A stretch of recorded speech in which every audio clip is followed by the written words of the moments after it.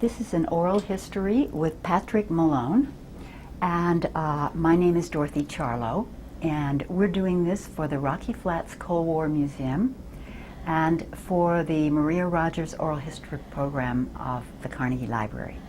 And today's date is October 30th, 2006. And as I promised, Patrick, my first question of you is, when and where were you born? Well, I will context that with my great-grandmother came across the plains in a covered wagon in the end of the 1800s. So my grandmother was born in Denver, I believe in 95, I believe it was something like that, or 96 or something along that line. And my great-grandmother had 7 children. My grandmother had 7 children. My mother had 7 children. And I was born in Englewood, Colorado. I'm trying to think of the name of the hospital, but, well, frankly, it's been a while. My 6 brothers and sisters and I were born in the same hospital from the same doctor. My father... What year were you born? I was born in September 10th, 1950. And I'm the middle of 7 children. There's about 10 years between the oldest and youngest. We were a farming family.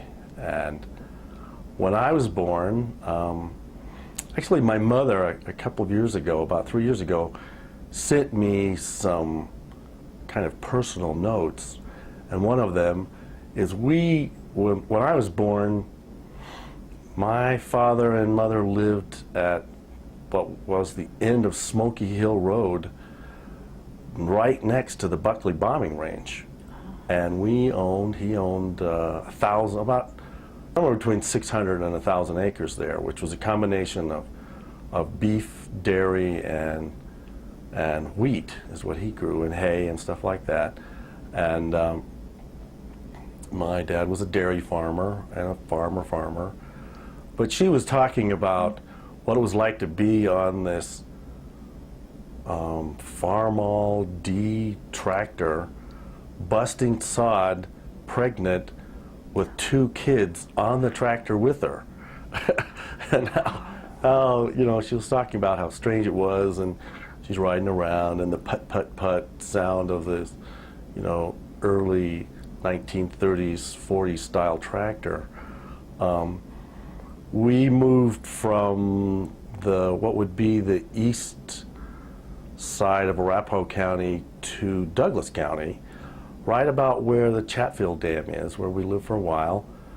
I went to my first grade. I went to some first grade in Chatfield. We moved away from Colorado for about 6 or 7 years, went to Missouri, where my father had relatives. We moved back, we moved around, various farming and non-farming things.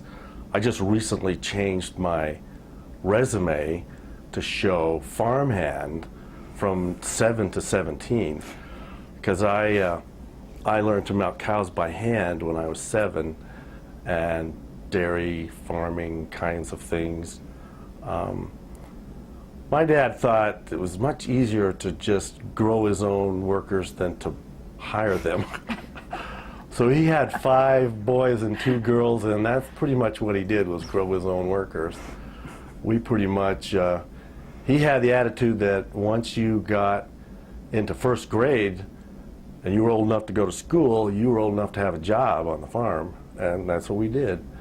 And I really didn't have to get too intense into it. I mean, he said you didn't have to start driving tractors till you were 10, which I did. You know, we all had a job. By the time I was in my early teens, my 2 older brothers, myself and my younger brother, all had our own tractors. My dad had his tractor, and we tractored this and we tractored that, and it was a very interesting kind of the agricultural environment is let's say, contrastingly different than Boulder. Not exactly the typical Boulder thing. And I went to a lot of different schools for a variety of reasons around Denver, Commerce City Junior High, over here, until 1968 when I graduated from Cherry Creek High School. To be quite honest, I wasn't a great student. I was about an average student, which I contribute a certain amount to just the moving around a lot. You lose some of that continuity, you get out of their game plan, one school, you do this, you do that. But I like math. I was not very good at English. I always thought that was a foreign language because it was English and not American. And I graduated in 1968. I had wrestled, the only sport I did very well at was wrestling, and mainly because I was a skinny little dude. I graduated in 68 at not quite, I was 17. I weighed 130 pounds. 5'8" and 130 pounds is not big. I wrestled for 3 years in high school. I did letter in wrestling my last year. Cherry Creek did very well their last year. So wrestling was a kind of a, I mean, in those days it meant something completely different than modern wrestling does. I mean, I have to laugh at what modern wrestling is. But I went to Colorado State University for a year and majored in engineering science because my girlfriend, who was a year older than me at the time, was going to school there and majoring in French, actually. So I went there, I spent a year there, and one of the classes I took was Protest 101, we called it. It was taught by Joan Baez. And It really was taught by Joan Baez? well, let's just say it was more like an extracurricular class. I see. It was a non-credit class. Okay. I called it that in retrospect because, I mean, it was 1968, it was, you are going to go to Vietnam whether you like it or not. I mean, the Vietnam era really had a tremendous effect on the college. Well, actually, the biggest impact it had was on high school graduates. Yeah. Because you had to decide, what are you going to do? What are you going to do? What are you going to do? I don't know. What am I going to do? I'm going to go to school. What are you going to do? I don't know. I can't. You know, blah, blah, blah. My two older brothers were not interested in college, so they went into the Army. They ended up being NSA secret, had an NSA secret clearance for some kind of code thing. They never could tell us. That was when I got my FBI file. They actually interviewed me for my brothers. That's what started my FBI file, was in 1966, I think it was. And I went to school to be an engineer, but I also went to school to be a person of that time. And my girlfriend, later wife, we kept talking about, well, what are we going to do in, you know, Vietnam, and we got through the first year, my first year, her second year at CSU, and we flunked our biology class in the sense that we ended up with a kid. Now, I don't say that was flunking necessarily, but I will have to say that in 1968 and 1969 in Fort Collins, Colorado, the concepts for birth control were very, very small in attitude, and you can ask my son Rick. He was a direct product of that. But Joan Baez came, we were students at the university, we felt we paid our student fees for the student center and we wanted more control over it. And these were popular issues on campuses because they were very similar on most campuses. So my first sit-in was at the University of Colorado State University, and I was way far from being an organizer in those days. I was like, I think this is a good thing, let's go down and do it. And my girlfriend wasn't very much into it, she didn't do it. And yes, there was a chance of getting arrested, but they didn't arrest 1,000 students. They kind of left us there for an afternoon, and Joan Baez did her thing, and we talked, and what are we going to do? And everybody kept talking about a war for democracy. Does that sound kind of familiar? I mean, 40 years later, we're still fighting for democracy. Did you have friends who had gone to Vietnam? Well, you know, I'll tell you what's kind of funny about this, as I learned, as I'm sure you learned, is you get out of high school, the day you drop, the day you're out of high school, you're in another world, you know. By the fall of 1968, for me, I had friends from my high school who went to college with me, but that was less than 4 or 5 people who went to the same college I did. And you lose track quickly, mostly because you're distracted with, I'm going to school, I'm studying, I'm dating, I'm doing this, I'm doing that. I had friends who they were, I don't know, because I never saw them again, a lot of them. And my 10-year anniversary just happened to fall on the same weekend as when the tracks occupation started. It was very interesting. And in the 20-year, my 20-year high school was the 10-year anniversary for the tracks. So it was very interesting. I ran across a couple of people in there. I personally, I went through a couple of years, then see, I moved from Colorado State University to the University of Colorado, Denver, where I got a job with the Highway Department, Colorado Department of Transportation, Central Materials Laboratory, in their testing facility in 1970, beginning of 1970. And there were a variety of very interesting things I learned there. I mean, I learned a lot about materials, but that was the first time I came in contact with radioisotopes. Because in the early 70s, the late 60s and early 70s, was right when the non-destructive testing radiography field started using radioisotopes for X-raying and for a variety of things with soils and asphalt. And there was a guy there.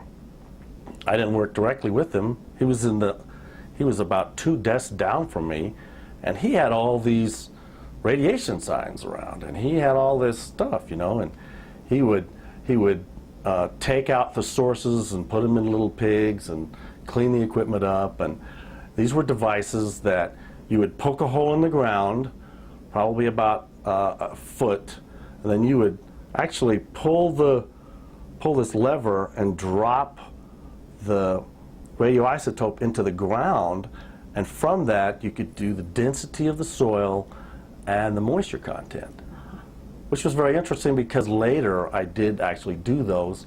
I did that once at Rocky Flats. That was the first time I ever went there, which was like 1974. And that was with the Department of Transportation? No, That was later. I'll get to that. I'll get Okay. to that. I worked there. I worked for the Department of Transportation for 3 years.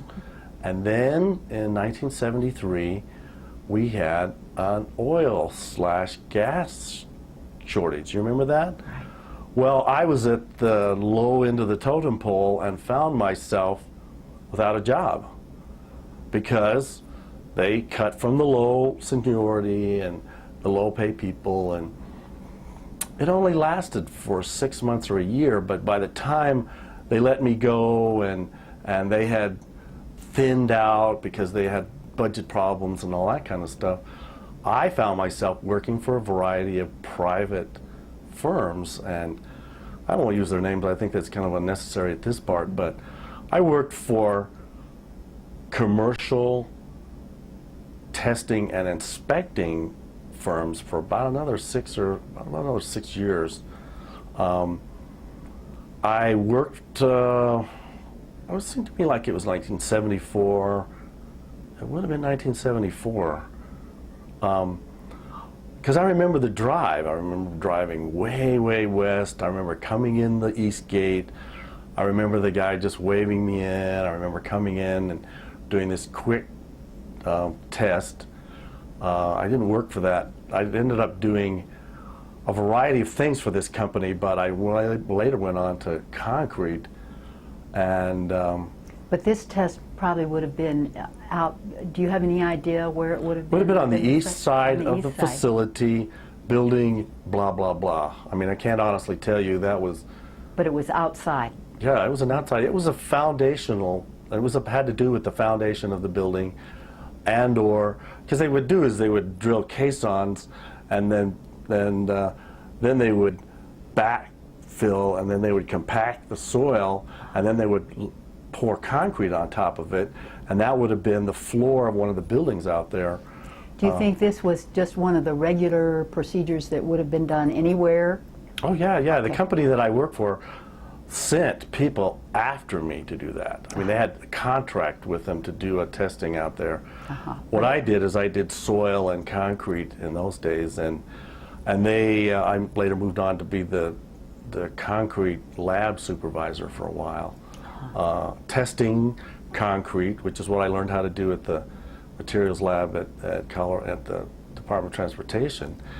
And in this construction inspecting history kind of thing, I worked on soil and concrete from Eisenhower Tunnel, both bores.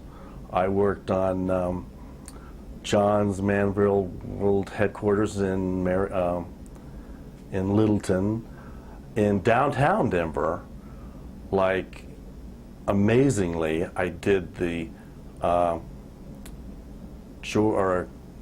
Colorado Judicial Heritage Building, you know, right there at 14th and Broadway.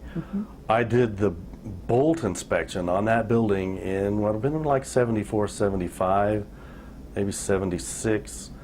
I did I did the Denver City Jail downtown, which I later went to. As I actually was in the jail.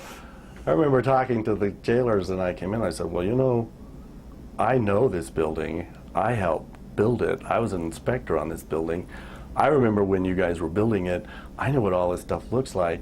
And they're like, "It doesn't matter. You can't get out." I'm like, "Well, I got in here by myself. I'll get out some other way." The Mountain Bell Service Center at 14th and might be Arapahoe or something like that. That was the biggest building I did in downtown Denver. I was structural steel, bolting inspector, and fireproofing inspector on that building. Now, a part of a team. There were a couple of us who kind of tag teamed through there. That was the biggest building I did in downtown. Now, I also did the old Mile High Stadium. Do you remember the football stadium that moved in and out? Okay, I was a building inspector. I was the geometric control inspector on that building. In 1976, it was the world's largest movable building. So I have had. So you had you were very capable in doing that kind of technical work. Oh yeah, yeah. I'm familiar with all that, and when I first got like 75, 76, I worked for a company that did a variety of steel inspection, visual steel, bolt torquing, welds, and we did non-destructive testing radiography, where we would use radioisotopes for their gamma rays to X-ray welds. And when I first got involved in it, I thought, well, this is, you know, like it was a step up from the soil thing, but it was kind of spooky because, I mean, we were using X-rays, gamma radiation, something that there's no way to visually or physically comprehend except through film badges and dosimeters and Geiger counters and all this kind of stuff. And I had a number of conversations with Rocky Flats employees. Now, I dealt with Radium-192 was what our hot source was, and this was a radioisotope that when we got a new source, was 100 curies, not 100 picocuries or millicuries, 100 curies, which at the time I had absolutely no idea what that meant, except that it had a 75-day half-life, and that's about every 2 months. So it would start at 100 in January, and by January, February, March 1st, it was down to 50. March, April, by May 1st, it was down to 25. You know, so by the time you got back to January, this thing was down to 5 or 6 curies or something like that. It'd be 100, 50, 25, 12, 6.5. It was down to 3 or 4 curies, which is still plenty warm. I mean, it's still plenty warm. But our objective was to shoot through, I mean, a big shot would be through 2 inches of weld, 2 inches of metal weld, 2 inches of metal producing a photographic film negative, and that had to have certain visual qualities. They were termed pennies because when they originally developed this technology, people would just put a penny on the tape side, and they would measure how fine you could pick off the details of the face, and you had to pick off the date, and so they used what they called a penny. Later they went with shades and a little wedge kind of thing in different sized holes. You had to be able to measure the hole with a device to make sure that the accuracy. It was spooky. Was that, at the time, did they give you any kind of protection to do this sort of work, or was that? Well, they gave us the 3 standard devices in those days were film badges, dosimeters, and a Geiger counter. Now, a film badge is a let's say a period accumulator. We turned our film badges in every month. A dosimeter is a daily amount of radiation. A Geiger counter is a spontaneous measure of your exposure. Now, I figured that, let's see, we're in downtown Denver, it's 3 o'clock in the morning, the police are on every corner, and we're making our shots. You know, this could be kind of dangerous. And a pig is the industry term for where the source lives, but a pig has a tail in the front and a tail in the back, and what it does is you roll the source out of the pig into the tail, which you set up on one side of the beam, then there's the metal, and on the other side is the film. So when you roll that out, and the Geiger counter goes, "Run, Patrick, run!" And you're running, and you're 100 feet away, you're behind a couple of feet of concrete, and it's still going nuts. You're thinking, wow, this stuff is intense. No lead shielding at all in those days. No lead shielding at all. All we had were signs that we put up everywhere: danger, radiation, authorized personnel only, which I somehow found in my car one day when I was driving away from that job, and kept that for a while. And I have a picture of that in there from the demonstration in 1978. Now, during this time, do you recall being aware of Rocky Flats and what was going on there? I had no idea what was going on with Rocky Flats. I've never heard of Rocky Flats until How 77. How did that happen? Well, it how happened. Did you become aware? It happened a lot because of my. It happened a lot because of my own personal experience. I mean, I will tell you that. I mean, I moved quickly away from. I got out of the testing business because of my exposure to radiation. I did some early ultrasonic testing. 1975, ultrasonic was used.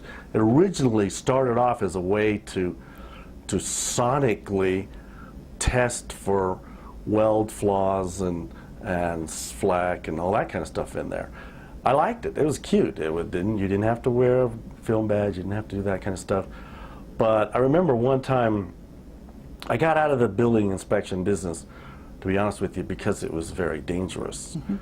It was physically dangerous to be exposed to these radioisotopes. It was physically dangerous to be on construction sites under construction. And I think the kind of straw in 1976, we were working Mile High Stadium. We were working a lot of buildings in downtown. And I was kind of a climber person for my team. I was good at climbing buildings, in-process buildings. I did bolt inspections where you tested the torque on the bolt prior to them welding, because you had to have a composition beam has a torque component to the beams as well as upper and lower welds. And I was just very surprised at the mortality rate. So you saw people being injured and killed. Killing was the thing that got me. I mean, heavy injury and death was a real contributor to my change in lifestyle. Mm-hmm. Although I didn't go to something much better, as it turned out. No, I did. There was a building downtown, 18th or 19th Street. I don't know where it was, and a derrick is the big, flat, storky-looking things that they used to build buildings with. And they were building this building, and they hadn't gone up far enough, and they still had a 15-story building next to it, and the wind caught the end of this derrick and smacked it against this building and bent the end of it. So we were the inspection firm on the site, and so the contractor said, we want someone from your team to go up on this device that was about 125 feet in the air with just bare ground and building under construction, and it had rebar sticking up and everything. They wanted somebody to climb from one end of it to the other and visually inspect each weld. And I was the guy, because they called me the Fly in those days, because I could pretty much climb just about any building. And I told my boss, I said, I want triple time for this climb. Armand, we're going up there. You find somebody else. You want to fire me? Go ahead. I'd rather be fired than put in a casket.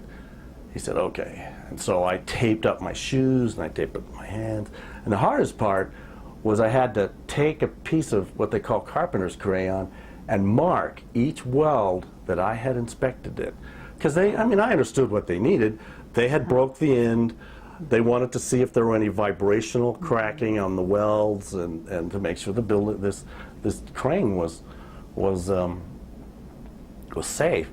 Well, I did that, and then I was working over at Mile High Stadium, and in about a month, 2-month period, we lost a plumber, we lost a concrete worker, we lost 3 or 4 people on that job. Just because it was a wacky place. I watched 2 guys. I remember one morning was really the kind of decisive factor to me. I watched these 2 guys. I went out. It was a fall morning. It had just frosted. There was the odd glaze on top of the. First of all, they had an epoxy paint, which was slick anyway, but then you put just a little bit of frost on top of it. It was like a ice skating rink, and I told my boss, I said, I'm not going up there till it warms up. I'm not leaving this shed, man. I'm going to be down here. And these 2 guys, they carried off. I mean, they didn't die, but they were vegetized, we call it. And so I just went, I don't think so. I later went on to, I went into at that point, I was very interested in whatever movement was happening. So had you continued your interest in activism in college?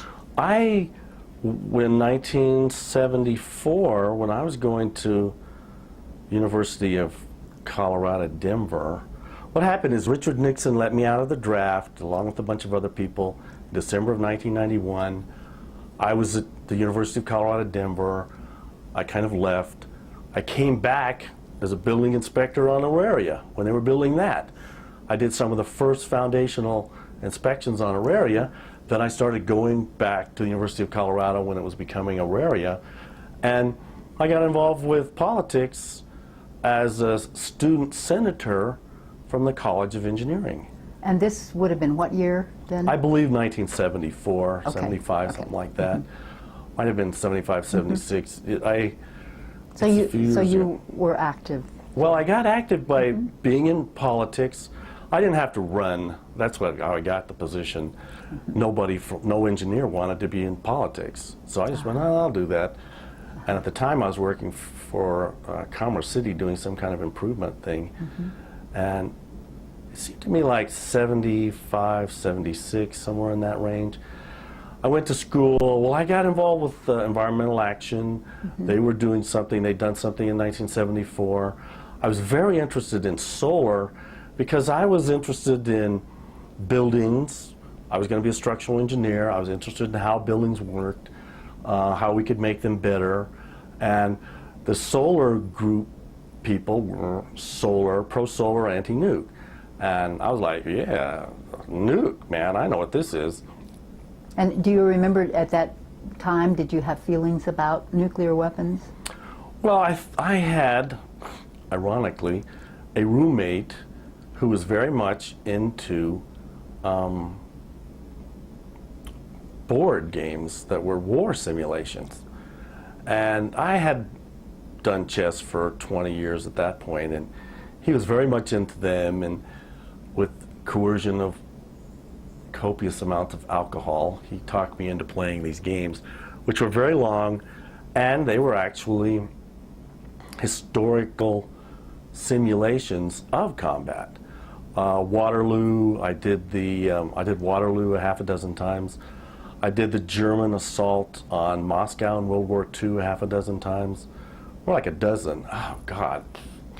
That was the most depressive war game I ever played, man. I mean, and when I got done with that, I mean, I felt so sorry for the Russians. They lost so many people. I mean, the genre was you went up to the front lines and they would give you 3 bullets. And the guy up there that had just been shot had the gun.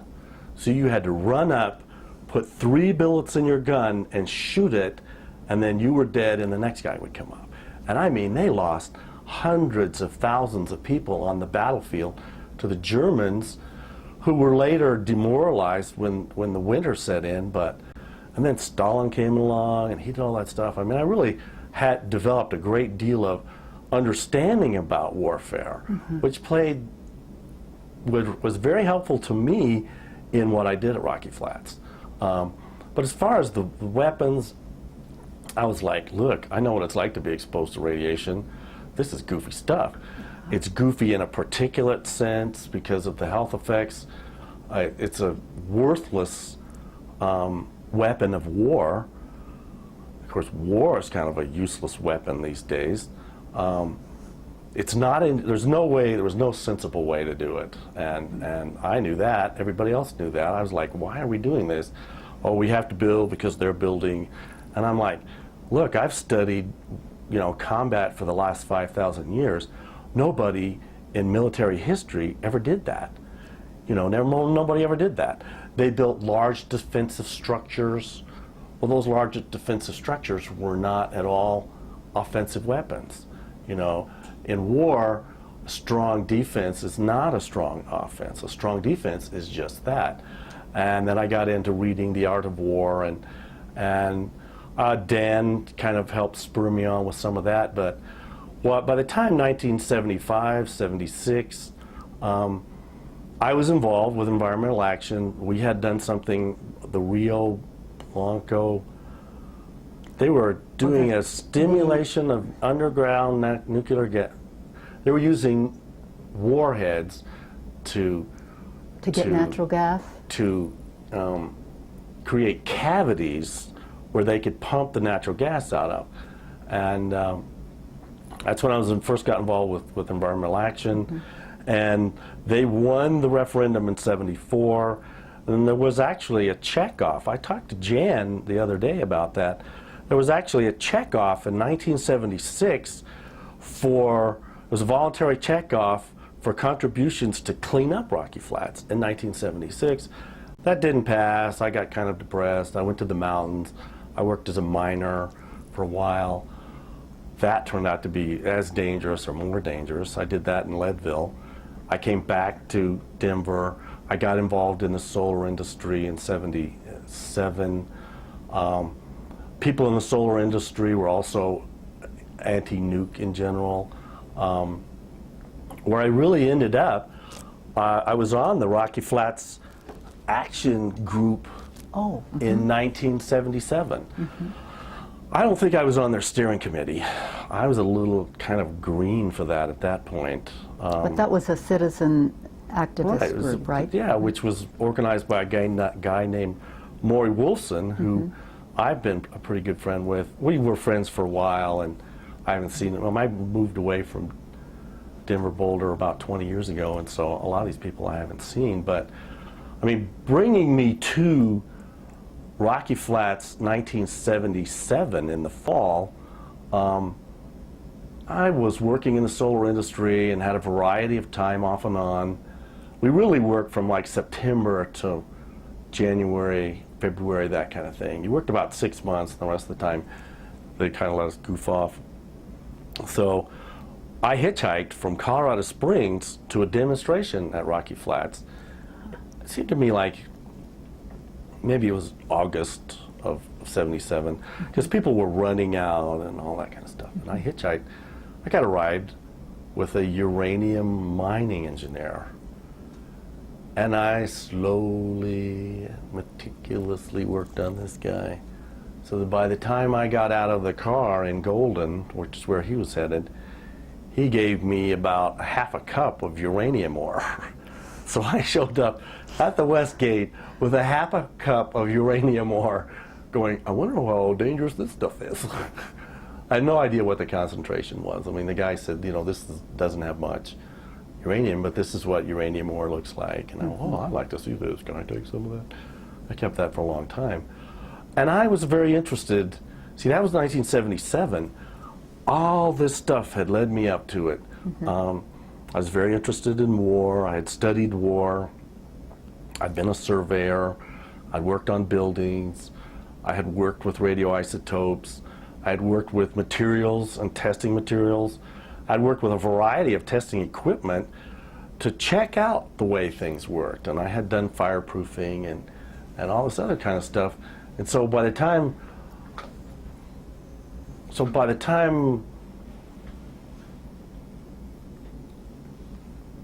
the spring had happened, what I was doing was I was working mostly out of Denver. And what we were doing in Denver had mostly to do with logistical stuff. We had a demonstration in April 28th that started in downtown Denver. And I got a ride. I was working for what was then called Environmental Action Reprint Service, or EARS, which was a catalog mail order business for selling pro-solar, anti-nuke literature. Buttons, bumper stickers, t-shirts, etc., etc., etc. And I was in a niche of the logistics. My job at Rocky Flats, at the demonstration itself, was to hand out literature and sell buttons and bumper stickers and t-shirts out of the EARS kind of low-end van delivery truck looking thing we had. And then we had a teach-in scheduled for the 29th on a Sunday. My job was to person the table there. And then we had, what I was working on then was learning about solar, learning how it worked and doing the logistics. I was really into solar greenhouses at the time. And the ears group did conferences. They went to these conferences, they organized conferences, they sold books there, and what I would do is go and trade my time for books and conferences. So I could go to a conference in Aspen or Glenwood Springs or Inglewood or Aurora, Boulder, Fort Collins, wherever they were happening. Taos, New Mexico at the Ghost Ranch, we did some of those. And I would go, I would hang out, I'd talk to these people, we would talk solar, and I'd be into solar. I was really into solar at the time. I wasn't any way to make any money at it though. But we were a part of the people who did the solar energy and energy saving, energy conservation tax credit, which basically ran from 1978 to 1985. I was a part of the organizing people who did that in Boulder and Denver with the Boulder Solar Energy Association and the Colorado Solar Energy Association. And that's what really got me. I mean, I was into this kind of Taoism. I want to be against something, I want to be for something. I really felt as a person that I couldn't just be against stuff. I needed to show viable alternatives, at least on the energy standpoint, to the energy, solar energy and energy conservation. I was really into that.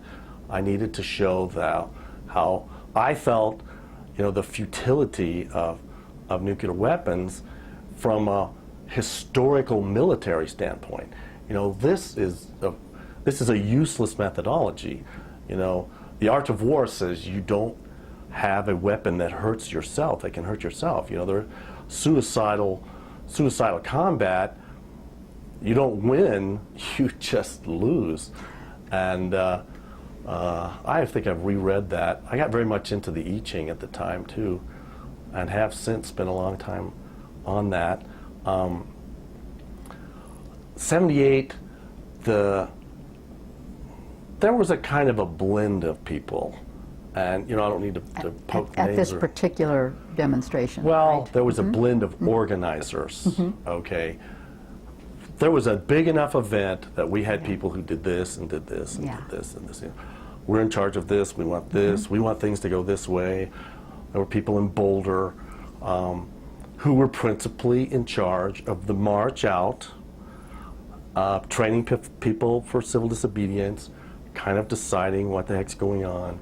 People from Denver organized the demonstration side of it. We had something on the federal courthouse courtyard, which I later became very familiar with. And then we vanned out. There was a caravan, and we joined with this caravan from Savannah River Plant and the Barnwell Group, and so there was a kind of a confluence of forces and energy, and it was not a homogeneous, we're going to do one thing and this is what we're going to do. And actually, when the people went out on the tracks, I was like, hey, how come nobody told me about this? Wow, this sounds like fun. You're going to do what? They're going to get arrested? Well, that sounds interesting. Why would they do that? How can you do this? Blah, blah, blah, blah, blah, blah. Were you aware that at least the major organizers were going to have just the symbolic protest and then leave? Well, the truth force. I'm bound to tell the truth. Painful as it sometimes is. The truth is the truth, the whole truth. I was aware that there were a variety of people in charge of a variety of things. Each one of them contributed what they felt was their expertise to make a kind of a collage of a demonstration. I was very aware that there were going to be this, this symbolic thing, and I went, well, that's kind of interesting. And then, hey, Saturday afternoon, I picked up our stuff. I headed into Denver. I got my stuff together for the next day. We did the teach-in at the University of Colorado Denver campus, which was this old trolley building. It was a Sunday. There weren't very many people there. A couple hundred at most, maybe 100-ish, 100 or 200 people. They were doing these, Jock Cobb was doing something, and Carl Johnson was doing something. Various people were giving talks, and they were trying to educate people on what was going on and how to activate. And there was this, hey, they were supposed to leave. They didn't leave? Who didn't leave? Where are they at? What's going on? And I remember one day in particular driving from Boulder past the occupation, the first occupation, and going south and seeing the snow and stuff and thinking, you know, why am I not there? You know, what is going on? I should be there. I know stuff that these people, I know personal experience things. Holding a rail line, oh, that would be pretty interesting. I'd never even been stood on a rail line before. I mean, I had very little expertise in that. But I remember that one gelling moment where I was driving by and I looked over and I went, that kind of thing, you know, sometimes where you ask yourself, you're kind of having a conversation with yourself, why am I not there? And I went, because I have to be in Inglewood at 7 o'clock tomorrow, and I have to be in Arvada at 9 o'clock the next day, and I have to be, you know, there's a whole list of things that went through the first week. And that was because there were people in town and they wanted to take advantage of all this. Well, there was a first arrest, and there was actually kind of a funny second encounter, and then let's just say the second arrest, I had a van, and that was one of the reasons why I was doing what I do, because I had a van. We put the books in the van, and we would take 2 vehicles to these activities, and 3 or 4 people to the conferences. And Ben gives me a call, and he says, hey, I've got this film crew over here that needs a ride to Rocky Flats. They're going to go out and reoccupy the railroad tracks. I think it was the guy building bombs. I'm not exactly sure. The pace picked up pretty substantially after that. But he says, how many people can you put in your van? I'm like, well, 4 or 5, 6, some equipment. 1, 2, 3, 4, 5, 6, you know. I had a bed in there at the time, even though I had a place to live. So I showed up at Ben's place on May 7th. And this was Ben? Ben, I'd like to remember what his last name is, but he was the honcho. Environmental Action Reprint Service. Okay. He was a guy, he and Maury kind of owned the EARS mail order catalog thing. And he said, all right, so I picked a half a dozen of these people up. I headed up to Boulder. He took some people.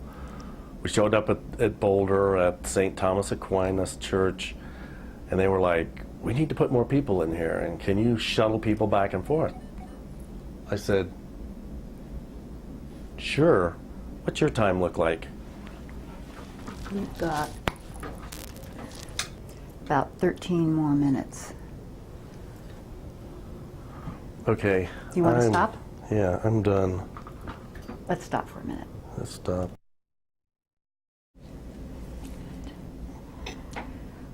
This is a continuation of the oral history with Patrick Malone, and we will just pick up where we stopped from the last tape. You were just talking about the 1978 demonstration.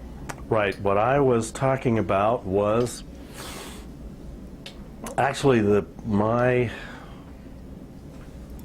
first steps into civil disobedience is probably the best way of putting that.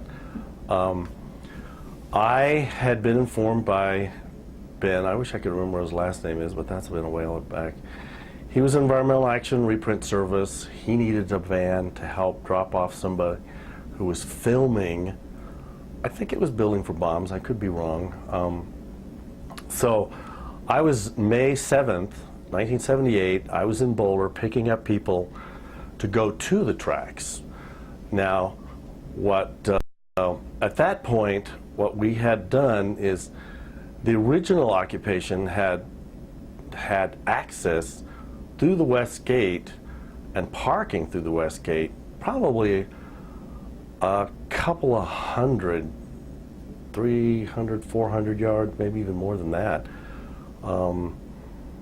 And they were able to park, and then the tracks weren't too far away, and that's where the first arrest came down. And then we were going out to reoccupy, spurred on quite notably by Dan, because he was into, well, this is really interesting. Let's go out there and do this again. Daniel Ellsberg. Daniel Ellsberg.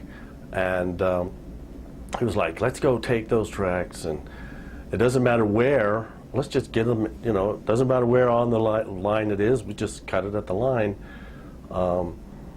Had some famous quote from somebody, which I wish I could remember, but. So I was working support, is what we basically referred to it as, and the night of the 7th, I had shuffled enough people in and out, and I was moving back and forth from Boulder, and I just went, I think I'm going to go out. And we were coming in from 93 across the field and across the water channel, and then up to the tracks, and then there was this little hill that had set up, and they had set up some kind of a snow fort, and it's actually in the documentary that I did. Dan did a slideshow of that, and I'm talking to Dan about that. I should call him Daniel Ellsberg, I guess, shouldn't I? I call him Dan. I've known Dan. You've identified him now, so that's I've known fine. Dan for since then, and we spent the night of the 7th, I believe, and then the 8th. It had snowed pretty substantially, and there was snow on the ground, and they, at that point, had decided not to really let us stay for very long. And I imagine it was somewhere around noonish when things came down. They came over and they said, hey, you got to move off the tracks. So we had moved off the tracks, and we had moved off of the tracks onto the ground, which was owned by Church. Church didn't have any, Church, the guy, the concept, the reality is he stayed pretty neutral. Mm-hmm. He didn't want to be on one side, he didn't want to be on another side. Now, just to clarify, the railroad tracks were on Church's property. Yes. And it was part of the larger Rocky Flats site, but not the production area. Is that right? I believe that this particular part of it was outside the physical boundaries of the plant, okay, and actually in his private line, okay, private land, and the railroad ran across his private land, and actually it had a spur that allowed it to go north of the entrance, the west gate, but it spurred in and out of Rocky Flats. Had the railroad been there before Rocky Flats was built? Do you have any idea? I sense not. Mm-hmm. I really sense not. They really built it for that. Built it for that. And they built it for more than just simple access to the Rocky Flats facility. As a matter of fact, it's possible it could have, because there was a Martin Marietta cement factory on 93 as you go up the last hill and head into the plateau. The reason I know that is because I used to work in the construction industry, and I would walk past there and go, oh, that's a cement factory. That's really cool. They're making cement out here. And it is conceivable, and I will actually check into that, because I don't know when the Martin Marietta, and I think it was Martin Marietta, had a cement factory there, and that cement factory could have actually been there. But at any rate, the railroad track was very much tied at this point to production at Rocky Flats. Yes. And that was the symbolism of it? Yes, yes, okay, yes. Well, yes, because you can take a truck and move around somebody sitting in front of the truck unless they completely block. But there's something very magical and powerful about the train. I mean, the train, a railroad, a train engine is probably one of the largest symbols of power in our community. Non-destructive. I mean, it's not a tank or a gun. Mm-hmm. Yeah, there's something about railroad tracks and that has attracted a variety of people. But we used this little song and dance where we came out and we started setting up on the tracks, and they said, no, you can't do that. And so we went, okay, we're going to sit over here. And And then they came along and said, you can't do that. Well, of course, this is overnight, and they're not going to do anything during the night, and it's wind is blowing, and it's snowy, and all this kind of stuff. It stopped snowing, but it had, I think, 14 inches of snow there. It was one of those spring snow blizzards. Yes, yes. Thick, wet snow that just kind of dropped out of the sky.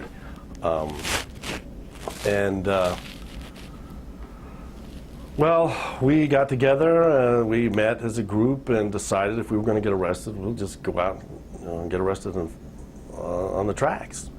So we went out, we started heading to the tracks, and off in the distance, we could actually see a train coming.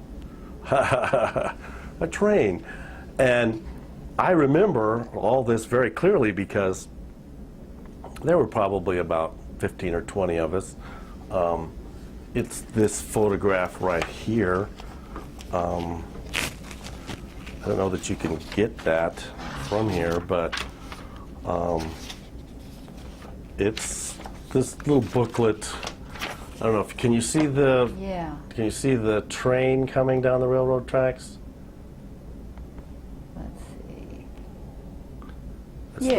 You see the train? Yeah. Okay, so there I am. I'm sitting there next to Dan Ellsberg, and he hands me his backpack and says, "Here, you take this. I don't want to get it, I don't want to get it confiscated with me, and you carry it." And so they arrested all of us, and they put our stuff, and they moved us off to Jefferson County, where they kept us for, I don't even know that we spent the night there. I mean, to be honest with you, on May 8th, I don't remember where. They put us in the DOE gray buses that they used for a long time. They put us in one of the holding, not even a holding area, more like some kind of administrative building,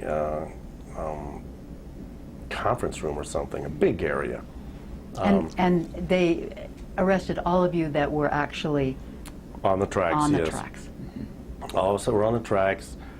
It really was the only time we stopped a train directly, because the train left after that, and the train was only for arresting us. It was kind of fascinating. The train's coming along, and then you're looking up and you see one officer in the front, and then another, and then the next thing you know, there's like 3 or 4 of them off the back of this caboose, and then it stopped, and then they just started coming out, and we're like, God, how many police does it take to arrest some protesters? And the second occupation was really a crystallizer because the media was there was somebody doing a film, there were plenty of, it was a good photo op. It was very, Dan kept saying that. How can they do this? The sun, the blue sky, the train. We're stopping at a train. How could they do this for us? Do they have any idea? And he kept going on and on. He was I've later developed quite an interesting relationship with Dan, but Dan Ellsberg. So they did this process, and as near as I can figure, we didn't even spend the night in jail. They took a while and fiddled with us and fingerprinted us and said, you've got a arraignment at such and such a date, and you have such and such a bond, and we went through all this stuff. And at that point, do you think that had the group decided that they would continue to inhabit the tracks, or was that still fluid at this point? It was extremely fluid. Okay. It was more like very much a day by day, very much spurred on by Dan. He was here. He's a very motivating, inspiring person. He's like, yeah, this is a good symbol. Let's do, here's the tracks. We can do this. There seems to be something going on here. Let's do this. And we got arrested and we were let out. And by that time, the St. Thomas Aquinas, some auxiliary house they had let us take over the basement. actually, we pretty quickly took over the whole building. People were sleeping there, they're crashing. I went back to Denver and then came back with sleeping bags and food and stuff that I needed, because at the time I was working in the solar industry. It's spring. Well, I didn't have a lot. We kind of worked 6 months and took 6 months off. Not that we had a lot of money, but it gave us a great deal of freedom. And our peak season was more like I said, September to January, February. So you could take off work. And do you remember, were you beginning to get the idea that you were just going to be a continuing part of this? Well, I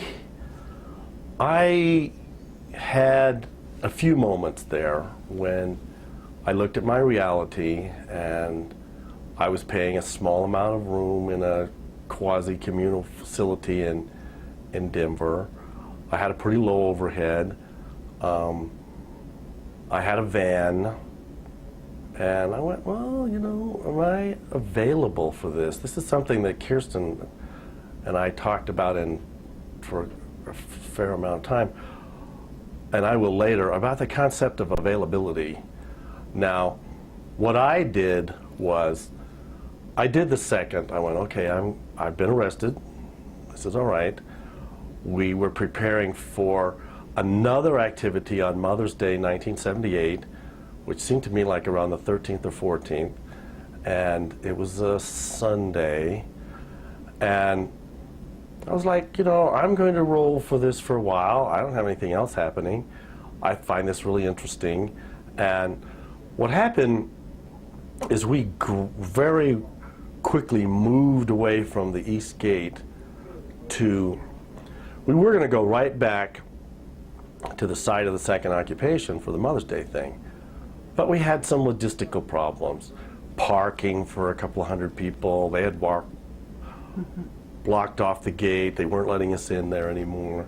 And so we just went right on past them and down to 93 to where the tracks intersected 93. We just went, let's do it here. You know, we could park on the side. That little triangle space had some parking. So that would be the West Gate then? Well, the West Gate, yes, yeah. The West Gate. We were south of the West Gate along Highway 93, where just after 93 it intersects with this little triangle of 72. There's a spot right before you go down the hill, right before the water thing, where the tracks past it, and where they would come up the hill to come in there. And you could tell that there were no animals out there.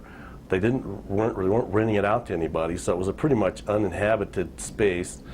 The fence wasn't in good enough shape. I could see the fence wasn't in good enough shape for animals. Plus, they didn't have any water access. So they didn't have any water for animals, so they kind of, you know, I figured, well, let's just hang out here. And a lot of what went on early in the process was, let's do this and see what happens. Let's do this and see what happens. Oh, they're going to let us stay.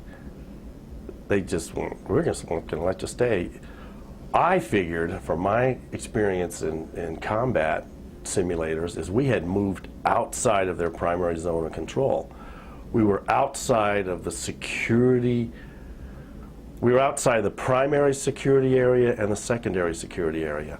The primary security area was the actual plant and the fenced plant. The secondary security zone was what they referred to as the buffer, which was all this land around it, which they patrolled and kept an eye on, even though it wasn't their land. The Rocky Flats people wanted this big buffer to keep people away, and probably a couple of other reasons. But that was the Mother's Day occupation in what we refer to as Mother's Day. It happened on a Sunday. Monday morning, we're still there. Tuesday morning, we're still there. And we were camped out in what at the time was a structure I had put together called the Wedge. It was really a long tarp with poles that part of them, the west side of the tarp was on the railroad tracks, and then it went up, and we had a long pole that ran across the middle, and then the tarp would settle down, a lot like a long A-frame tent, probably about, I would say at least 20 feet long, peaked up at probably no more than about 5 feet. And then we could fold it out, and so people could sleep under the tracks and under the fold if they needed. People slept out on the ground. They slept on the railroad tracks. A lot of people like to just sleep right on the railroad tracks. I did that many, many nights. You're in your sleeping bag. It's about 60 degrees at night. It had pretty much warmed up by the middle of May, and you know, and I do have here for you the daily highs and lows from the beginning of the tracks to the end of the tracks. I got that weather data, including rain and snow and all that kind of stuff. So when the Mother's Day occupation, as we refer to it, was the kind of second wind of what went on. The first one went on 3 or 4 days. The second one went on basically for another 9 months or 8 months. But by this time, the core group must have been kind of getting established, the Truth Force. Well, the Truth Force had cored. There were people who were staying, and there were people that were leaving. And the actual third arrest was done with Dan Ellsberg and his son. I think his son was named Robert Ellsberg, and he and his daughter and his son were the ones who copied the Pentagon Papers. And he has a photograph in his slide. They came out. They were immediately arrested. His son didn't make bond and was in solitaire for like a week. So we were on the tracks, and he was in jail, and we were like, we're going to stay here as long as people are in jail. Well, that sounded like a good idea. We could stay. There were a lot of logistical things. But to be quite honest with you, because we couldn't tell them what we were doing, well, how long are you going to stay? I don't know. We'll just stay here for as long as we can. And that was really at the point, the Mother's Day thing. I'd been arrested once. I could see that this was happening. I could feel the uniqueness of it. I went, I'm on a railroad track. You don't get to do that very often. I'm living on a railroad track. You really don't get to do that very often. This is a rail line that leads into a weapons facility, a nuclear weapons facility. Hey, that's it. Jerry Springer moment. This is different. I committed myself at that point. People would say, well, how are you going to be here? And I started saying in May, I'll be here as long as they will let me. When they start arresting me the minute I walk out on here, then I'll probably change my strategy. But as long as they're going to let us live here, I'm going to live here. Because I knew that this was not something that I was going to get a chance to do again. And later I found out that in human history, never has a teepee been ever put on the railroad tracks, period, let alone a weapons plant. Talk about how the teepee came about. Well, I was talking to Chuck, which I'll be giving you his telephone number later. We tried to figure out exactly what went on. The original occupation, when they came out and took the stuff apart, it was plastic, visqueen, and they moved the railroad ties off the side, and it really was not a lot of it was just stuff, And the guards didn't like that. They didn't like coming out in the snow and taking all this stuff down and then taking it off and storing it.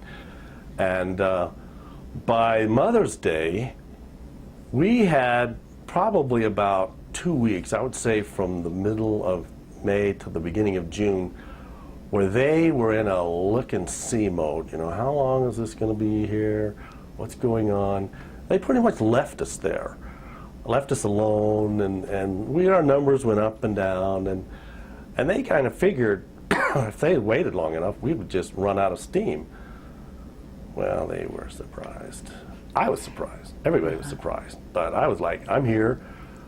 We were getting food from Boulder. We had the St. Thomas Aquinas was doing media, blah, blah, blah. We had a support center. those logistical things really helped keep the tracks going in what I would call the critical, almost embryonic stages of how it went. Now, the actual teepee emerged somewhere between May 14th and June 14th. I think we had an arrest around the beginning of June. And what happened is they decided to come out and take all our stuff. You know, take the wedge, the shape that we had, and they decided that, well, this will stop them. They won't have any place to live. We take what they've got. And they, somewhere around the beginning of June, they came out and arrested us, arrested somebody. A great deal of confusion, poor access along 93, bad parking, that kind of stuff. Then it's after that one of the friends, and I actually believe it was Kevin Meehan that brought the teepee to the tracks originally. I can't tell you. I mean, it just came. It was, they were using a teepee as a medical tent at the demonstration. I think that same teepee came there. All I know is that people got arrested, we were mulling around, and the next thing you know, there's a teepee on the tracks. Everybody's going, wow, that's kind of cool. That's a good symbol. Wow, that's really different. The poles were a little short, as I remember. But it was a classic teepee. Yeah, it was this teepee right here. It was this teepee right here, which is on this thing. This is a picture taken probably around June of 1978.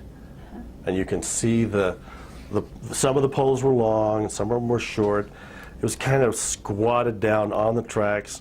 From this picture, you can't actually tell that it was on the tracks because of the visitor sign. And we had an arrest at the beginning of June, and then around the middle of June, we had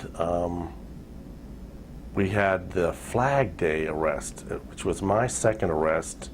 A couple of other people, probably about 6 people. The train was coming in, and we had worked out this thing. You know, I think of it as kind of the Tai Chi of war. The guards came out, and this guy, John Tattolini, who I became a pretty good friend with, friendly, it's hard to say friend. He was a guard. He was a supervisor. He came out. He actually knew Kevin. He was some kind of like a junior high baseball coach or something with him, you know, for some kind of little league thing. So they knew each other, and they were talking, and then I came over to the two of them, and they were just reminiscing. And John said, "What's your name?" I said, "My name's Patrick." He said, yeah, okay, I remember that. I said, "What's going on?" He says, "Well, you know, we got a train coming, and we don't want to have to mess with your stuff." I said, "You're telling me there's a train? I'll take it down. I'll move it out of the way. We'll move everybody off. Someone will sit down. Whether the train is inside or not, you can arrest them. The train will come in. The train will come out." Okay. All right. Hey, I can do that.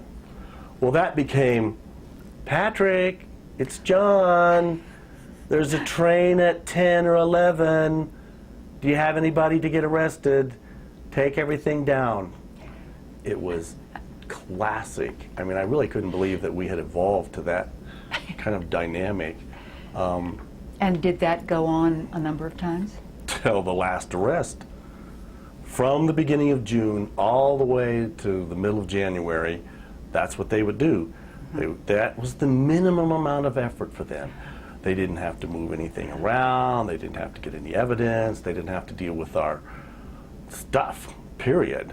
Sleeping bags and backpacks and food and the outhouse. But basically you had to provide the person to get arrested. Yes.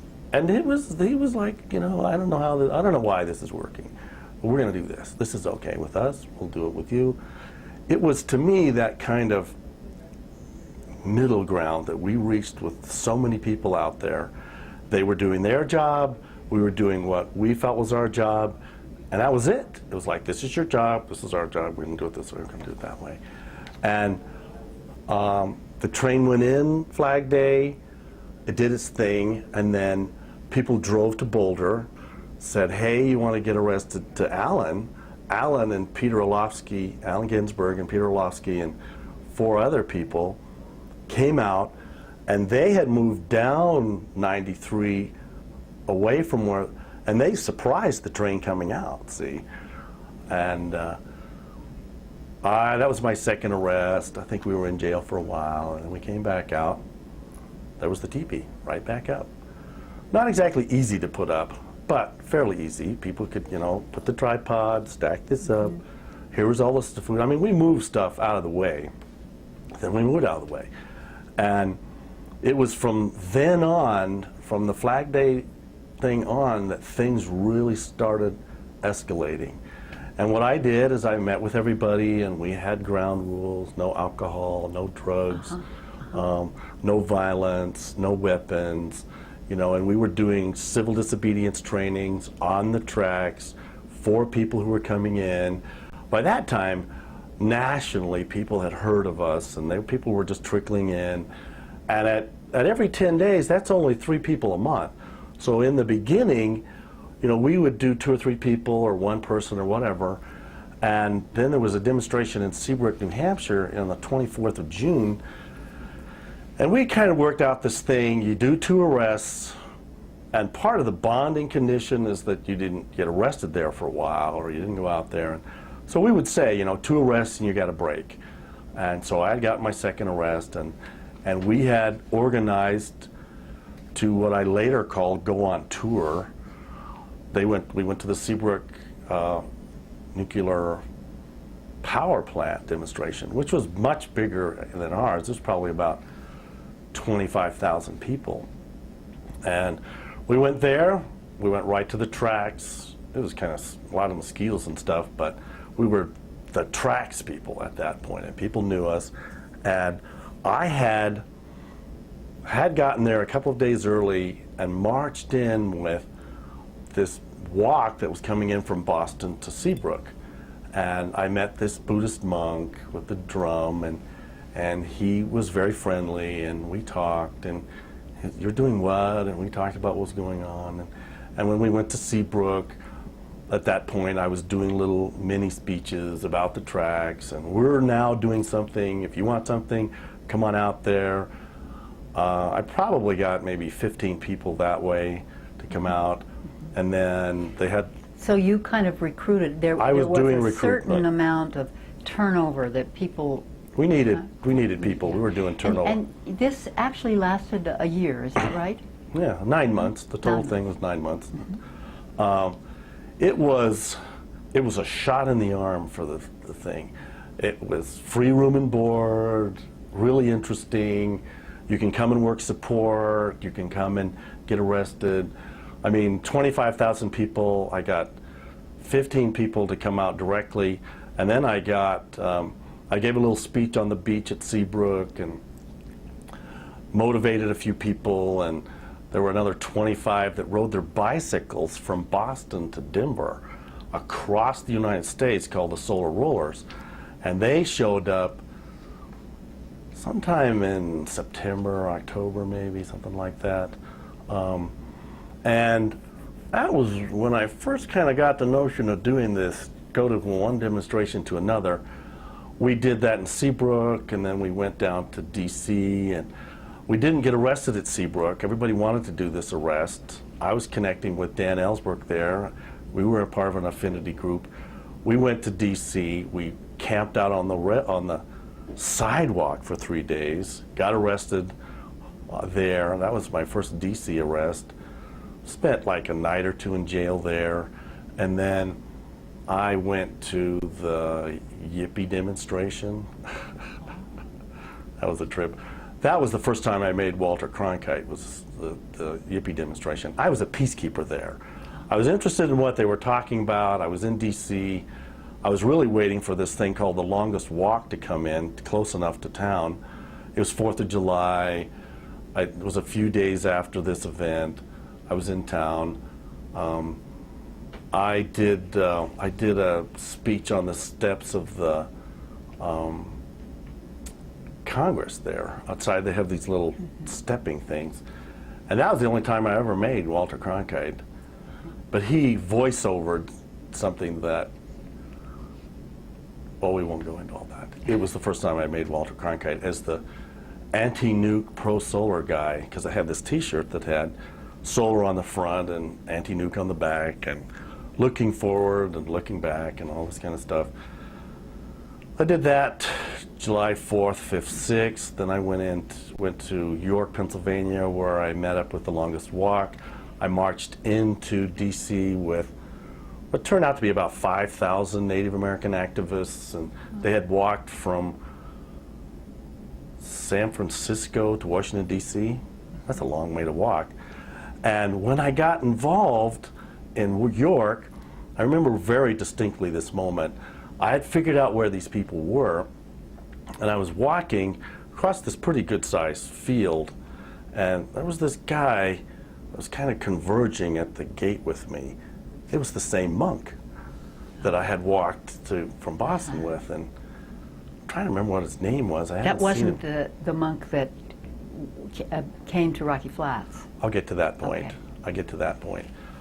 I met with these We guys. have about 25 minutes left. Okay, well, I'm moving pretty quickly at this point. I managed to get with the Longest Walk. The monk took me to the Buddhist monks. I hung out with them. The end of that action came down, like the 20th or something like that in July. I talked to Sawada, Reverend Katsuzo Sawada. I brought him. And this was where he had been with the other monks. Right. He had marched. He had just become a monk in Sri Lanka, like 3 weeks before, or 3 months, 4 months, or something. He didn't do the whole walk either. But I said to him, I said, I talked to all of them. Come on, you can come out there, free room and board, nuclear weapons issues, all this kind of stuff. And he came. He got a ride out, and he showed up, and he and I hung out for about 5 years. Oh. He was very instrumental in my activity, because he was like, no war, no weapons, persevere this stuff. And he would come out and fast for 3 days and chant, and it was very inspirational. As a matter of fact, they tried for the first 5 years, from 78 to 83, to make me a monk. I went, hey, come on, guys. I really thank you for that honor, but I'm not quite ready to become a monk. I love what you're doing, and we'll do some stuff. And so he came out, and he lived part-time, off and on the tracks. He wasn't ready to just hang out there. I think it was a little kind of nerve-wracking for him. He didn't speak English very well. He had just not been here very long from Sri Lanka. Well, he's Japanese. He's Japanese. He had went to Sri Lanka to get ordained, and then he came. So he and I did stuff for years. The recruiting brought a trickling effect. First about 15 or 20 people, and some would stay, and some would get arrested. The word had spread. The media had brought more people. So we had an ongoing trickle of like 2 or 3 people a week, 4 or 5 people a week. The solar rollers showed up. They gave us a punch into, it probably took us into October before we started running out of them. By that time, we did another major action in August of 1978. That brought more people in, and so we had a kind of an ongoing recruiting process. There were 30, 40 people. They were on the tracks. They came out. They lived on the tracks. We did this thing. We blockaded the East and West Gate. Dan and Alan, I think it could have been Allen Ginsberg's first arrest was August of 1978. There was poetry on the tracks, and we read poetry, and we did this, and various people would come out. And See, Alan had the MROHP people. They were interested in coming, and Dan had gone. You know, he came and went, and the trial was like, let's say, November, and we were going back and forth. The trial of the original arrests. It right. took that long to get to trial, and I had some luck with media on the East Coast. It was an article about the Seabrook demonstration, and there was some analogy, the end of it, some analogy between me and the then governor of New Hampshire, and whether or not the state should be provided with nuclear weapons and blah, blah, blah. And it was a pretty interesting little article. Atlantic Monthly, 1978. The trial happened. It was total surrealism, to be honest with you. I would wake up in the morning on the tracks and get a ride into the trial, and we were being tried for what we were doing at the time. It was very surreal. I mean, we're committing a crime of just being there, and then here they are trying us, and there's all this song and dance about witnesses and can they do this and stuff, just, you know, self. But they were really trying you for the arrest. Previous arrest, yes. Yes. And the trains were still coming in and out. And that trial brought more people, and at the end of the trial, by the end of November, after Thanksgiving, I think it was November, December, something like that, people had been, you know, we had pretty much run out of our major forces. And to tell you the truth, it started getting cold.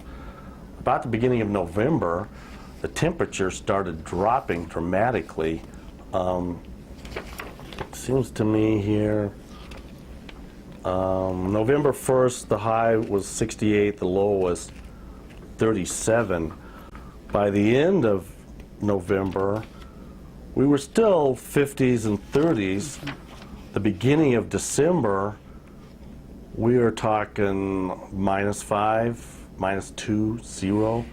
We had 10 days in December and January where it was below 0, plus 30 or 40 mile hour winds, blah, blah, blah. So we made it all the way up to, say, Christmas. And we were, I mean, I spent 180 out of 270 days there. Either the day or the night, because I kind of wanted to be there, I wanted to keep things going. People had a variety of positive and less than positive connotations to my position. You're not in charge here. I'm not in charge. I'm just helping you have a more enjoyable civil disobedient experience. No drugs, no alcohol, no weapons, none of this stuff. So you helped keep that? I wouldn't say that I was a manager or supervisor. I assisted people in understanding what we needed and what we didn't need. We didn't need people just there to crash, although I didn't mind that. But, you know, ultimately, when it came your turn, or your time as we called it, we were hoping you were ready for civil disobedience. And we made it all the way up to Christmas. They closed the plant. We took the teepee down. We brought it back to town. January 1st, they opened the plant up. We went right back out. Oh, man, was that cold. We walked the teepee from Boulder out there. It's about 14 miles. That's a pretty hefty walk for a 100-pound teepee with some poles. We put it back up. There was an arrest. Seemed to me like around the 4th or 5th, because they had to move stuff in and out. And we had pretty much used up our resources, and people coming back and forth, and there were 2 of us there on January 16th, I think it was, or 17th. They came out. I knew immediately there was something different. They didn't say, "Hey Patrick, train at 10 or 11. They just started showing up, and they showed up with these trucks that ran on the rail line, and they had trucks that they drove around. And see, we were 100 yards off the road, couldn't drive there. You couldn't physically drive there because they had those little spiky things across the road, and so they just came out and handcuffed us. Said, "This is it." And John came over and he said, look, I'm really sorry, but this is it. And I said, John, do you know how to take the teepee down? He said, no. I said, I'm handcuffed, but I'll tell you guys how to do it. So you won't be hurt, or it won't be hurt, or anything else like that. I said, you know, pull the little pegs out. I had a little winch set up with carabiners where I had winched the teepee down onto the railroad tracks. We had a 15-gallon bucket that had been converted into a stove. I said, you do this, you take this apart, you undo this, you flap it around, it goes on one, blah, blah, blah. I said, okay, thanks. I mean, that was really one of the best gestures that John did, because they were going to rip it apart. I mean, they had no idea how to take it apart. So the ending, I ended up in jail for a couple of days. Kay Roy was the other person who got arrested. She pretty much, they let out immediately. By that time, that was 5 times I'd been arrested. I was on violation of my bond, and I was on this, and I was on that, and they were like, we're just going to keep you in here for a while. And I said, okay, I don't care. But they didn't do that. They let me out. And then to kind of speed things up, and to put it in the first year context, because there's a whole lot more in there, is that I hung out in Boulder. We created organizing houses. The monk and I organized a 3-week march around Boulder, down to the Capitol building downtown, out through Longmont, out there. It took us a week to march it. We did it 3 times. The first time was about 100, let's say 100 miles. So it averaged about 20 miles a day. We marched that. We made it to the demonstration in 1978. I was arrested again for my 6th time. The teepee by that time was there and not there. I mean, I had it because I didn't have it, actually. I didn't get it till after the trial, which was much later. But now you have managed to hang on to the teepee for all these years. Oh, yeah. Well, it's kind of like, you know, tearing part of your heart out. And I'm a bit of a, I've got the sleeping bag, my backpack. I've got a variety of things that I have kind of stored way away, and I didn't bring them this time. Was it hard for you to give up the teepee to the Rocky Flats Cold War Museum? I think hard would be an understatement. I mean, I'll be honest, I'm a little still, there's no building, there's no money, there's still a little bit of iffiness, I know that feeling. But they felt it was a needed spurring on for this thing. They needed a symbol. And let's see, they're going to put my teepee in a museum. Oh, that's a toughie. You know, that's a toughie. I didn't want to give it up, but here's an opportunity in my own lifetime to have a symbol of something I've done go into a museum. Let me see how many people I know who've ever had that. I couldn't think of anybody. So I thought, well, this is kind of interesting. I'm willing to do this. They're willing to do this. Let's just see how far this goes. Now, you know, as far as my involvement with Rocky Flats, I'd have been arrested 6 times by 79. I got 4 more arrests. I got 1980, something like that. I got one in there, I don't remember, maybe April, maybe August. I have that stuff off in storage. I never really thought I would need it, but I have a lot of stuff in storage. I kind of, you know, at the very end of my storage unit. And really, I went to other places to get arrested, and I got arrested twice in Boulder on UCU campus. And when it came down to the 5-year anniversary Of the Rocky Flats. of the original Rocky Flats occupation in 1983, April, I had gone here, I had gone there. I was kind of, I mean, at the time I had met somebody in 1982 at something else, and I'd been arrested in New York, and And it was like, it was kind of my, was willing to devote 5 years. It was kind of at the end of that 5 years. I'd run out of money. I had kind of worn out some of my welcome. I'm kind of a hyperactive guy, so I kind of wear on people pretty quickly. A very different kind of person. Eclectic is a kind of a minimalist way of saying it. So I talked to my girlfriend at the time, and I said, well, look, let me just do what I can for a couple of months, and we'll see. So it was April 1983. I walked out from Boulder. Boy, the guards hated that when I did that.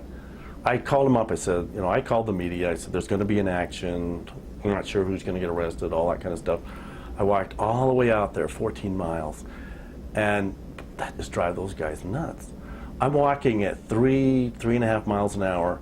They're 60 miles an hour, 60 miles an hour, 60 miles an hour. I mean, they kept going back and forth and back and forth. And I got out there and I got arrested. They were kind of surprised that it was me. I got arrested for my 9th time in April. And then went back out May 8th. I got arrested again.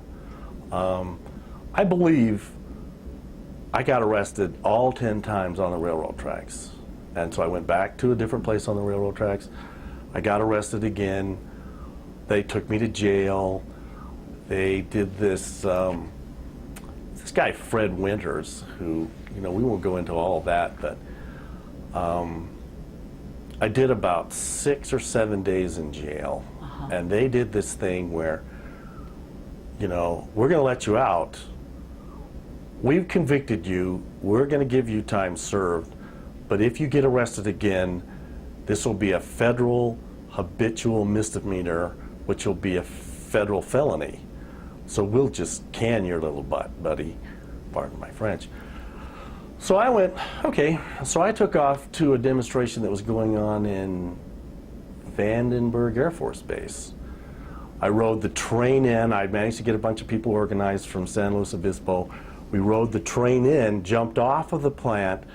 This was the first launch of the MX missile in 1983, and this was a continuation of a long series of demonstrations there, but we jumped off. Some people got arrested. They actually woke up the guard dogs at the MX missile site in order to get arrested. Then I went up to Lawrence Livermore Lab in 1983. This would have been like May, June. I'm just wondering, after after the 5 years of arrest, did you kind of feel that you wanted to do something different? Well, I had to do something different. The movement had changed. Civil disobedience was in and out. To be honest with you, I got arrested in Livermore. I got arrested in Vandenberg. I came back to Colorado. My legal staff, which at one point included the governor's brother, his name was John Lamb or something like that, Richard Lamb's brother, they just said, there were like 3 or 4 of them, 5 or 6 in this room. I had a meeting with them. They said, Patrick, you have to stop, or we will not do any of your 5 or 6 or 7 cases that are in various forms of litigation. We can't do it. We can't do this anymore. And I said, okay, look, I'm fine. I'll take a break. I'm willing to take a break at this point. To tell you the truth, I'm a little bit tired. I had lost a girlfriend to a car wreck. I had another girlfriend. I was kind of in the mood to change. In 1984, we moved to Athens to kind of create another world. Athens, Georgia. Athens, Georgia. And I talked to guys like Jim Peck and Allen Ginsberg and actually Abby Hoffman and Gregory Corso and Burroughs Jr. and a lot of these people about how do you just keep going, and the one question I always ask him is, well, how do you make a living doing this? And Allen said right off, ha ha ha, you don't make a living doing this. You do something else for money. You do this for the joy of it. And Abby Hoffman said the same thing, and of course Abby had his story, and I won't go into all of that. I ran across a lot of very notorious people, let me tell you. But I had kind of gotten to that point. I was still recovering from losing my girlfriend, and I was really like, you know, I've lost people here. I need to kind of decide what I'm going to do, and the end of the solar tax credits had come up, and I just had to kind of move on. And what I did was just that. I thought, well, you know, I need to at least take a break. Maybe I'll be here for 5 or 6 years, you know, blah, blah. You know, 20 years later, you know, I can say that. It's a hard lifestyle. It was very hard, emotionally and physically, and I had spent 6 weeks in jail. I spent 2 months in jail, was my last jail term. I think I had a time like 1981 or something like that, where I was in jail 1 out of every 4 days. It was nuts. I did about 6 months total in the 5 years, but I had this convicted murderer try to kill me in jail. I ended up in protective custody for 6 weeks, and that really screwed with my head. I was up during the night, I slept during the day. It was real draining. I remember the day I got out, I went to the park with my friends, and I took my shoes off, and my feet, it was when Mount St. Helens erupted. I was off in Georgetown, I think it was called. I took my shoes off. By the end of the day, the tops of my feet were sunburned. I was real pale, I had a beard that was black.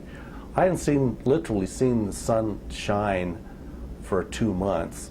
And then it kind of worn me out, and I mean, I did go on later to get arrested again, but not very many times after that until 1983. What was it like for you? It sounds like you had a kind of a unique relationship with the guards at Rocky Flats. Would you say that your relationship was unique? I would say it was the minimalistically unique. I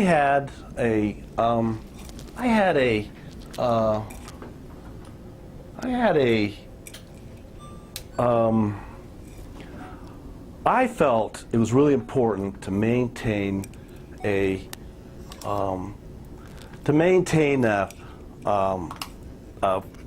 almost like chess, a friendly, I didn't like to think of it as adversarial. I like to think of it more as like two people playing chess or something. How are you doing on a time? You're about out, aren't you? I've got about 5 minutes left. And do you think we can? We can wrap in 5. Okay. That's plenty for me. Okay. No, I want these people had power, and not only the guards at Rocky Flats, but I did a hunger strike at Jefferson County Jail. They ended up having to build another jail. Whatever people thought about what our concept was, the workers, the policemen, the guards, whoever, there was a basic respect for our ability just to stick with it. In adverse weather, in the middle of nowhere, you know, no television, no radio, no running water. We had a sandalette, we had ice chests for food. They had a basic respect for us as people who were perseverant. And I later went on to do a demonstration in Athens, Georgia in 1991 with much the same consequence. We were there for 2 months. But the things that I've learned is that the heart is mightier than the sword. You know, a weapon can kill a person, but a weapon cannot kill the heart of a movement. You know, and that's what's been difficult for governments to control people. The truth force meant we were seeking the truth. And the truth is that nuclear weapons were a bad idea. Everybody knew that. Oh, we don't want to build them, but we're building them. We don't want to build them, but we're going to build them. You know, we don't want to go to war over here or over there because we have to. And like, I don't buy that. I mean, war is an antiquated, worn out process. It may have worked 2,000 years ago, it may have worked 1,000, it may have been even effective when we invaded North America. But today, you know, it's like England. They were the mother, then we were the terrorist to the English, and then there was the revolution, and then they were our enemies, and now they're our friends, and same kind of thing with the Germans and the Japanese, and people want to fight. You know, let's go out on the football field. Then we'll have annual championships, and you know, we can share in that. There is that need. I mean, I've gone on. I've had hundreds of debates with people in various places. The donation of the teepee to the museum, to me, gives my children, their children, the children of Rocky Flats workers, the children and the people of Denver and Boulder a chance for hope. That, oh, we're not going to do this, we're not going to build anymore, I think, who knows. But here's what nonviolence really means. This is an example of nonviolence, just like the nonviolence from the civil rights movement. And that is what they need to see, is that the plant closed. This is one of the few Cold War museums where the facility is actually closed, as far as I understand. Most of the other ones, the facilities are still open. This is one of the few where it's actually closed.